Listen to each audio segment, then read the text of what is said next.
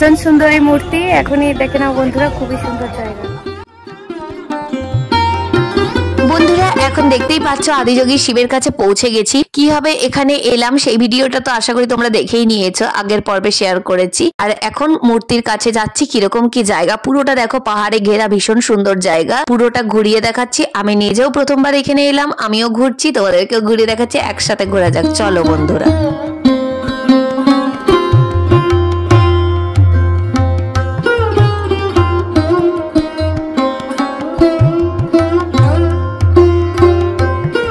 সুন্দর জায়গা বন্ধুরা, এখানে আদিযোগীর শিব মূর্তি তো ভালো লাগবেই, আর সব থেকে বড় কথা চারপাশের পরিবেশটা। চারিদিকে দেখো, পুরো চারিদিকে প্রচুর পাহাড়। এই জায়গাটা কোয়েম্বাটুরের একটা জায়গা, আর ঠিক ওই যে পাহাড়গুলো দেখা যাচ্ছে ওগুলোর উপরে উঠলেই উটি।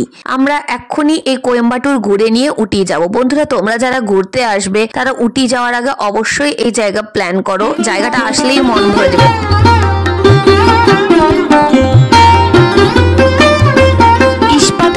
এই বিশাল শিব মূর্তি গিনিস বিশ্ব রেকর্ডে একটা জায়গা করে নিয়েছে। বিশ্বের সর্ববৃহৎ আবক্ষ ভাস্কর্য হিসেবে স্বীকৃতি পায়। সদ্গুরু যজ্ঞী বাসুদেব মূর্তিটির নকশা করেন এবং এই মূর্তির ওজন প্রায় 500 টন। যত সামনের দিকে এগিয়ে আসা হচ্ছে তত যেন আরো ভালো লাগছে, আর একটা অন্যরকম ফিল হচ্ছে ভেতর থেকেই।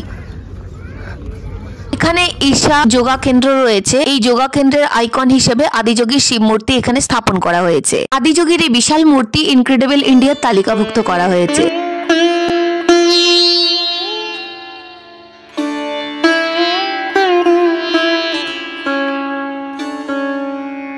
বন্ধুরা দেখো, এখানে লেখা আছে আদিযোগী দিব্যা দর্শনম। প্রতিদিন সন্ধ্যে 7টার সময় হয়, খুব আলোকিত করা হয় চারদিকটা, আর সবার জন্য ফ্রিলি ওয়েলকাম জানানো আছে। আর এখানে কোনো পার্কিং চার্জও লাগে না, কিচ্ছু লাগে না, পুরোটাই ফ্রি অফ কস্ট। চলে এসেছি আদিযোগী মূর্তির কাছে, তোমাদেরকে ঘুরিয়ে দেখাচ্ছি।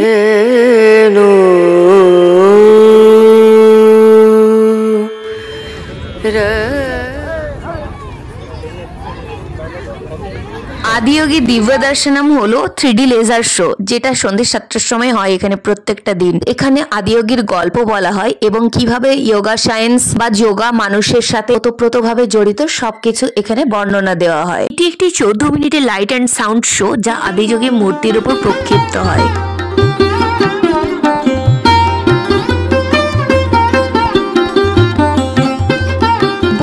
দেখো, আদিযোগী শিব মূর্তির একদম কাছে চলে এসেছি। এই যে এই সিঁড়ির জায়গাটাও ভীষণ সুন্দর আর খুবই সাজানো গোছানো, একদম সাফ সুতরা। বন্ধুরা দেখো, এখান থেকে কি বিশাল শিব মূর্তি লাগছে, আর লাগবেই তো। 112 ফুটের শিব মূর্তি, 147 ফুট দৈর্ঘ্য আর 82 ফুট প্রস্থ। ভাবা যায় এই বিশাল ইস্পাতের শিব মূর্তি এখানে স্থাপিত করা হয়েছে। আর এখান থেকে জাস্ট পুরো ভিউটা দেখে নাও বন্ধুরা।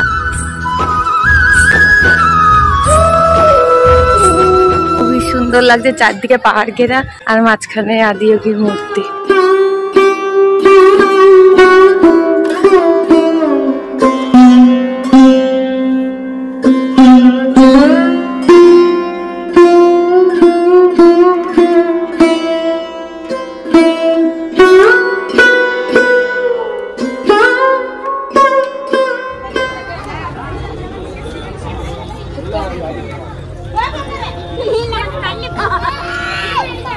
ভীষণ সুন্দর এই মূর্তি। এখনই দেখে নাও বন্ধুরা, খুবই সুন্দর জায়গা।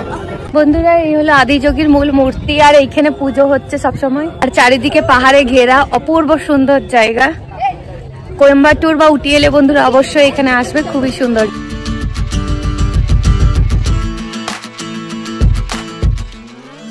ভীষণ সুন্দর আদিযোগীর মূর্তি বন্ধুরা, তোমরাও দেখলে জাস্ট মন ভরে গেল। আদিযোগী শিবের উচ্চতা যে 112 ফুট করা হয়েছে, এর পিছনেও এক উল্লেখ আছে। মুখ্য বা মুক্তি লাভ করার যে 112টা সম্ভাবনার প্রতীক, আর মানব ব্যবস্থাতে লাগে 112টি চক্র। সেই হিসেবেই এই মূর্তির উচ্চতা 112 ফুট করা হয়েছে। যোগা সায়েন্সের উপর বেস করে এই আদিযোগী শিবকে প্রতিষ্ঠা করা হয়েছে আইকন হিসেবে।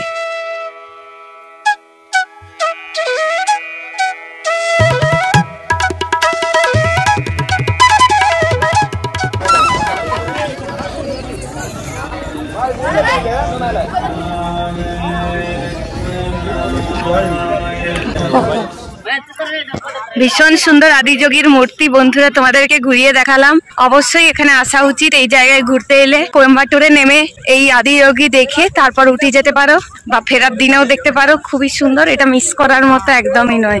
চারিদিকে পাহাড় বেষ্টিত জায়গা, আর মাঝে আদিযোগী শিব বিরাজ করছেন, ভীষণ সুন্দর।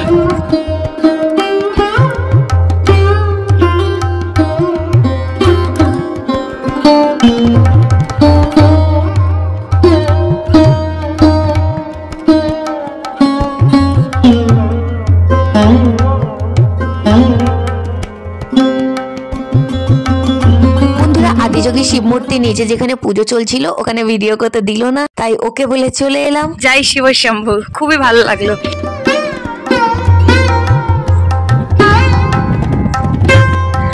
ভীষণ রোদ দিয়েছে বন্ধুরা, ওই জন্য এরকম মাথায় রুমাল জড়িয়ে নিয়েছি। দেখা হয়ে গেল, ভীষণ সুন্দর লাগলো বন্ধুরা। তোমাদেরকে বললাম এসে অবশ্যই ঘুরে যাবে, এটা একদমই মিস করবার জায়গা নয়। 120 ফুট উচ্চতার এই শিব দাঁড়িয়ে আছেন। আদিযোগী, জয় বাবা আদিযোগী।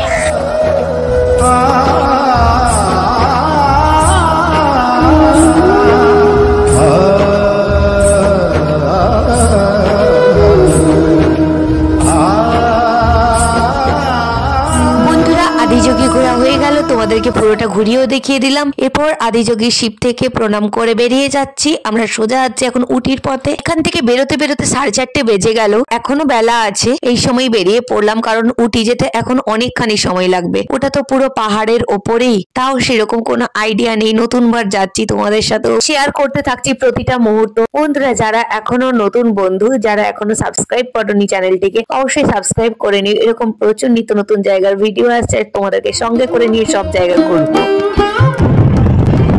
আদিযোগী শিবের জায়গা ঈশা ফাউন্ডেশন এরিয়ার থেকে বেরিয়ে গেলাম। এরপর সোজা উটির পথ ধরে নিয়েছি। এখান থেকে উটির পথ ম্যাপে দেখাচ্ছে প্রায় 85 কিলোমিটার মতো। এখনো কোয়েম্বাটুর শহরের ওপর দিয়েই যাচ্ছি।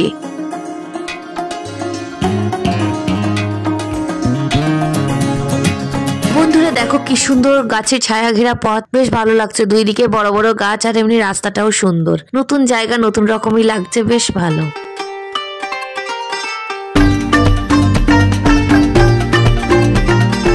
বোর্ডে লেখা আছে উটি আর 82 কিলোমিটার। এখনো অনেকখানি রাস্তা, খুব কমই এসেছি। এখনো কোয়েম্বাটুরের মধ্যেই এগিয়ে চলছি। ভাবছি যে একটু মোটামুটি বেলা থাকতে থাকতে পৌঁছে গেলেই ভালো। আর এই যে বন্ধুরা দেখো, এই জায়গাটা বাজারের মতো রয়েছে। এই ব্রিজের নিচ দিয়ে এগিয়ে চলেছি। জায়গাটা বেশ জমজমাট।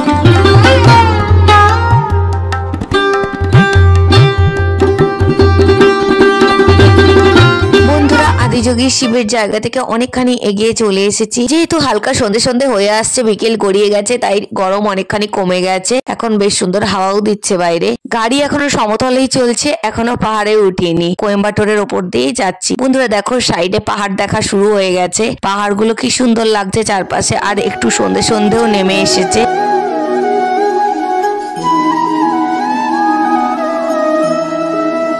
যে পাহাড়গুলো দেখা যাচ্ছে, আমাদের ড্রাইভার দাদা বলছেন যে ওই পাহাড়গুলোর উপরেই হচ্ছে উটি। পাহাড়ের পুরো খাড়াই রাস্তার ওপর। তো রাস্তা কেমন হবে, থ্রিলিং কতটা হবে, সবটাই তোমাদের সাথে শেয়ার করতে থাকছি।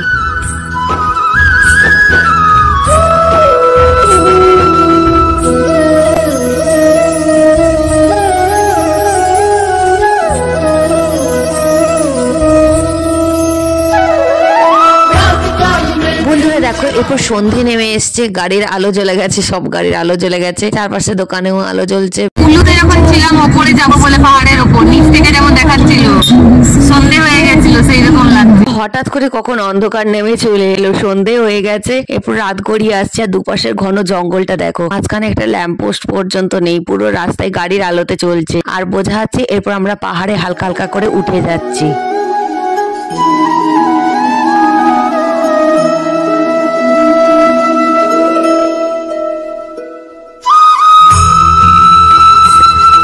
বন্ধুরা এরপর আমাদের একটু একটু করে টেনশন শুরু হয়েছে, কারণ এখনো পাহাড়েই ঠিক করে উঠতে পারলাম না, তার আগেই পুরো সন্ধে নেমে গেল। ওই যে উপরে আলোগুলো দেখাচ্ছে ওইটা উঠি, ওই যে উপরে পাহাড়ের গায়ে আলোগুলো দেখাচ্ছে।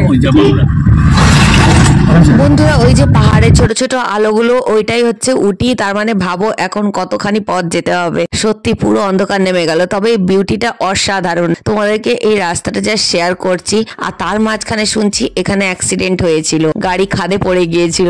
একই এরকম অন্ধকার রাস্তা, তার মাঝখানে এরকম ভয়ঙ্কর সব ঘটনা। সত্যিকারেই এরপর ভয় ঢুকে গেল মনের মধ্যে।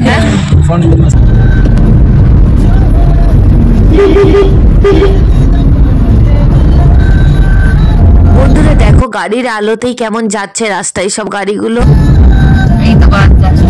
কিছু কিছু সময় রাস্তা এতটাই ফাঁকা হয়ে যাচ্ছে যে মনে হচ্ছে অন্য কোনো গাড়ি আসুক, কারণ একদম আমরা একা গেলে সত্যিকারই ভয় লাগছে। আর এখানকার রাস্তাগুলোর বেন্ড অনেক, পুরো আঁকা বাঁকা রাস্তা, আর পুরো একদম সতর্কবাণী দেওয়া আছে প্রত্যেকটা মোড়ে মোড়ে। কতটা অন্ধকার দেখো বন্ধুরা। আবার আসছি পরের পার্ট নিয়ে।